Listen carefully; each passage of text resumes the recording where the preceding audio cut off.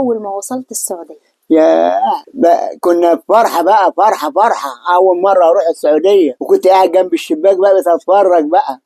مركبنا الطيارة راحت قايمة مرة واحدة، وبعد كده ميلت على جنبها، قلت احنا هتتقلب بينا، راحت بعدولها تاني بقى. وطلع بينا بقى، كنا المغرب. قلت السواق ده ماشي بيشوف ازاي وهو ماشي، ولا نور ولا حاجة، ماشي ازاي؟ لحد ما قالوا بقى ايه، يلا كل واحد يمسك الحزام بتاعه، عشان كده طلع تهبط بقى. وصلنا بقى السعودية بقى، رحنا بقى الفندق وقعدنا بقى، وحطوا لنا اكل كنا، وانبسطنا قوي قوي. وقمنا نصلي الفجر بقى في الكعبة، وهيصنا بقى كل يوم نصلي الفجر في الكعبة، كل يوم نصلي الفجر في الكعبة هادي، والحمد لله. أول ما شفت الكعبة أول ما شفت الكعبة بقيت إيه، بقيت أعيط من الفرحة، من الفرحة.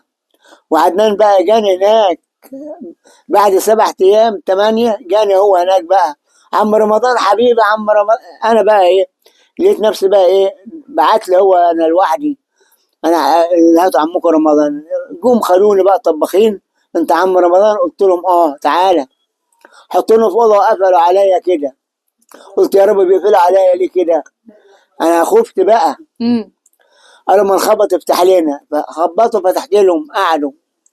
بعد كده بقى ايه، جيت عروسه بتصور فيا، وعدنان مخش عليه، عم رمضان حبيبي، عم رمضان، عم رمضان حبيبي، انت عامل ايه؟ اقول له الحمد لله، اقول له الحمد لله. انت جعان؟ اقول له لا، ولا كل الناس قايمه معايا باحلى واجب، مش سايبني والله، اكل وشرب وكل حاجه مش سايبني. لا عم رمضان راح واخدني معاه على جنب كده، وراح مديني 200 ريال. طبعا عملت عمره تانية بقى، لان الاولانيه ما نفعتش، قالك انت لسه ما حلقتش شعرك، والشعر نزل على الاحرام، دي ما نفعتش. عملت بقى تاني بقى، ما هو اداني 200 ريال بقى، ربنا يبارك له. عملت عمره تانية بقى، وانبسطنا قوي قوي قوي. وبعد كده رحنا بقى هناك عند الشهداء، عند حبيبك النبي عليه الصلاة والسلام. رحنا بقى قعدنا في فندق تاني بقى، اجي 5 ايام كده او 4. ودونا الشهداء بقى، الشهداء دول ما ماتوا، كانوا بيحاربوا عشان الرسول، عليه الصلاة والسلام، بيحاربوا عشانه. لما ماتوا دفنوهم في الارض.